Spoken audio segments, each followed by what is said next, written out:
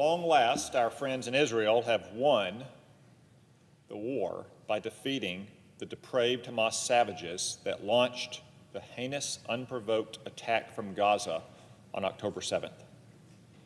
After the most devastating assault on Jews since the Holocaust, which was followed by 2 years of fighting, suffering, and death, the living hostages are home, and a new day has dawned in the Middle East.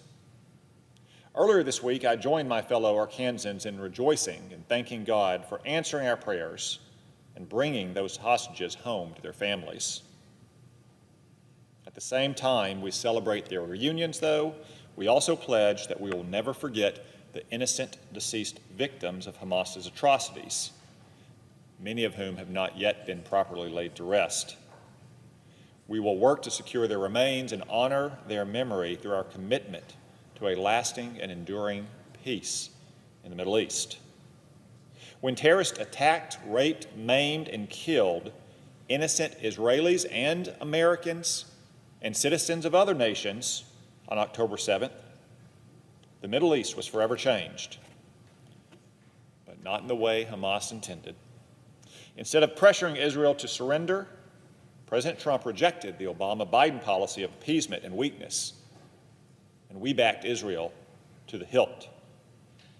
Because of President Trump's unrelenting pressure on Hamas and Prime Minister Netanyahu's decisive military action, Iran's terrorist ring of fire around Israel is now a ring of smoke, smoking ruins.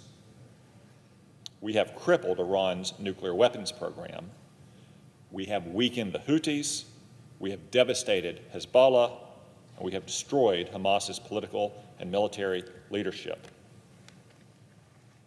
This graphic shows just some of the depraved savages who are now rotting in hell. If you have a chance to be Hamas's next leader, you might want to think twice. This is how we deliver peace through strength. Though good has once again triumphed over evil, we must keep the pressure on to compel Hamas to demilitarize once and for all. As President Trump said this week, if they don't disarm, we will disarm them.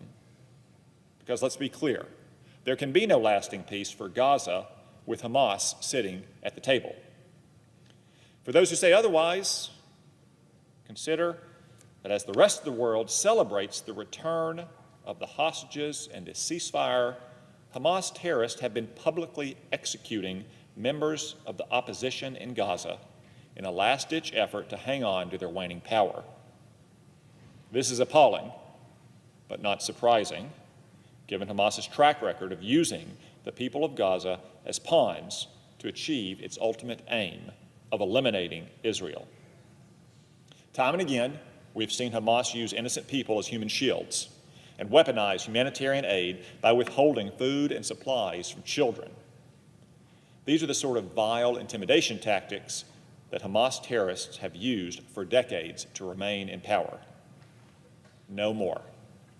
Today, with our friends in Israel and the Arab world, we have the opportunity to chart a path toward peace and prosperity for the people of Gaza. And while today is a day for rejoicing, let it also serve as a reminder of one of history's timeless lessons. Bad things happen when you lose a war, especially when you started the war. These men can attest to that lesson. Mr. President, I yield the floor.